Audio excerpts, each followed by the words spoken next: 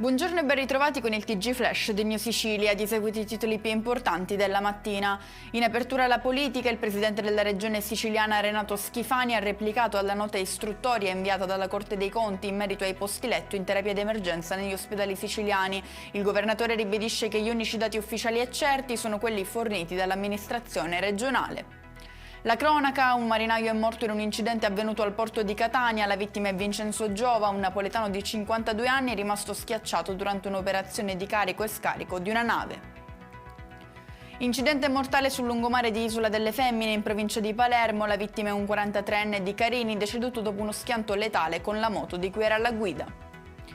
Un intervento immediato per salvare i 32 migranti bloccati ormai da 4 giorni su una piattaforma petrolifera a largo delle coste tunisine. Questa è la richiesta dell'ONG Mediterranea, che sottolinea l'urgenza dei soccorsi.